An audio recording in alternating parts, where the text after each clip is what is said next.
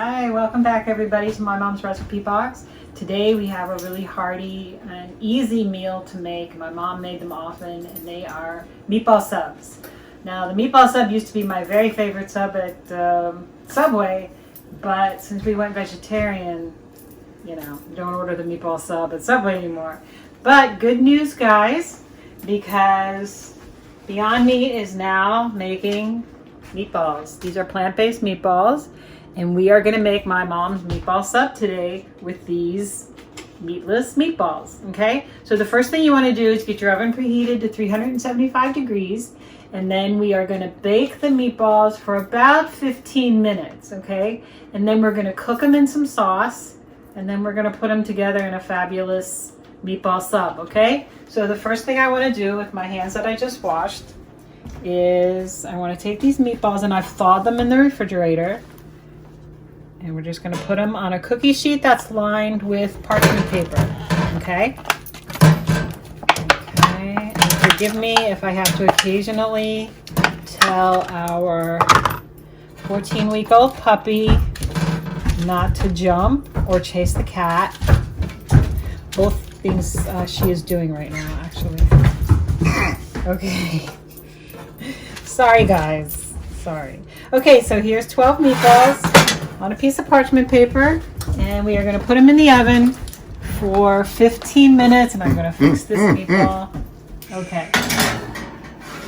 Okay guys, so come on back in 15 minutes and we will get these sauced up, okay? Hi everybody, welcome back. So the meatballs have been in the oven at 375 for about 15 minutes. We're going to take them out right now. Oven mitts. And if you want to turn them about halfway through, you can.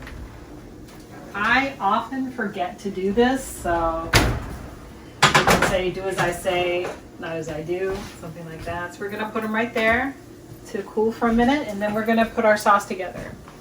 So what I have for the sauce is a 28-ounce can of crushed tomatoes, a little 6-ounce can of tomato paste, some vegetable stock, and a blend of salt, pepper, garlic powder, and chopped onion and Italian seasoning in here. And as you know, we don't measure. So, okay, one trick that my mom does is anytime she opens a can, she rinses out the can with something else that she's going to put in the sauce. So what we did when we rinsed out our cans, because this is a can of crushed tomatoes and this is a can of tomato paste, is we swirled some vegetable stock in the cans to make sure we got everything out of them, okay? So we're going to start here with crushed tomatoes. Now if you want to just go ahead and use pasta sauce, you absolutely can do that, okay?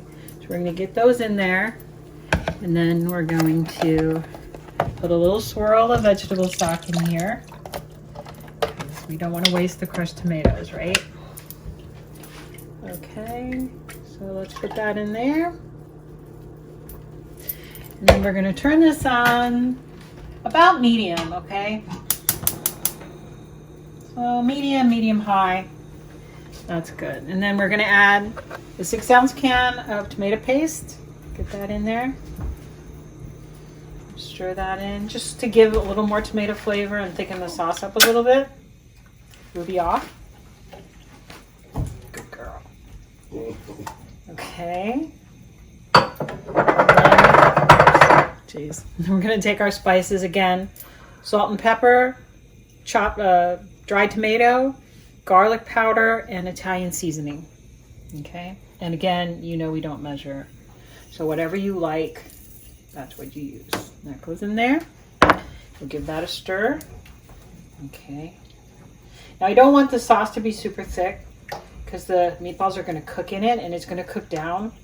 So it's going to actually get thicker as it cooks. So I'm going to add some more vegetable stock in here. And this is actually veggie broth.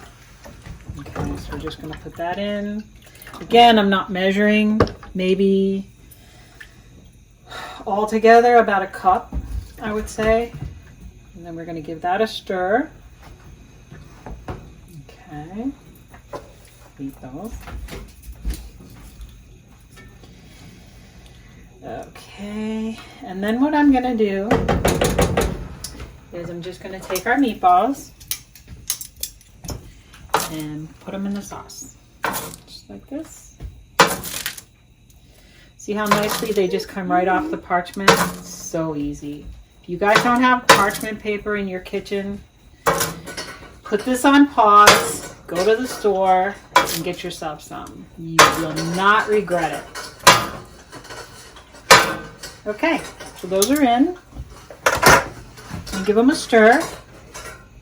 We're going to let these cook, and the meatballs are going to soak up some sauce and start tasting really delicious in about 30 to 40 minutes, okay? So come on back and it'll be time for meatball subs. Welcome back, everybody. So our meatballs have been cooking in the tomato sauce for about 40 minutes, and what you want to do is once they start boiling in there, you want to cut them way back on the heat. So by the time we were done, the sauce was barely on low. Okay, so what we're going to do now is we're going to put the sandwiches together. So what I have here are some sort of smallish sub rolls, and I've sliced them but not all the way through. Okay, and I'm just going to open them up here like so. Okay, just like that. And what we're going to do is we're going to add some of the meatballs and sauce to these rolls, okay? So we've got our meatballs over here. I don't know if you can see these. There we go. They smell fantastic. As they were cooking, I think these meatballs might have been seasoned. Maybe with some fennel. I sort of smelled a fennel-y smell when I was cooking them, so maybe. So let's see, we'll get meatballs here. And these meatballs aren't huge, so depending on how hungry you are, you can put like maybe 3 or 4 meatballs per sandwich, okay? And if you want to use a bigger roll, that's fine. If you want to put them on a bed of pasta, that's also fine. We'll add a little bit of extra sauce here. Obviously, this is a messy sandwich. There we go. Okay. So what I'm going to add is a little mozzarella cheese. And again, use whatever kind of cheese you really like. You could put some fontina. You could even put, you know, maybe you like Parmesan mixed with some softer cheese, whatever you like. So we're gonna just cover this with mozzarella cheese, okay, just like so. And then what I'm gonna do is I'm gonna put this in the toaster oven to broil, okay. I just want to get the mozzarella nice and golden and bubbly. The meatballs and the sauce are already hot, so I just want to get the bread warmed up as well. So come on back in a minute, we'll be ready to try these. Hi guys, welcome back. So we have finished the meatball subs and they're out of the broiler. The cheese is nice and melted on top, and we are going to give these a taste, okay? They were under the broiler for maybe 5 or 6 minutes. You really want to keep a good eye on them when they're under the broiler, because they can go from melted perfection to burned up mess in just a moment. So let's see here. Actually, I think I can just pull that off. Get a meatball piece here. And careful because it's hot. If you want to take a bite out of the plate. You try it. Okay. Cheers. Oh, right.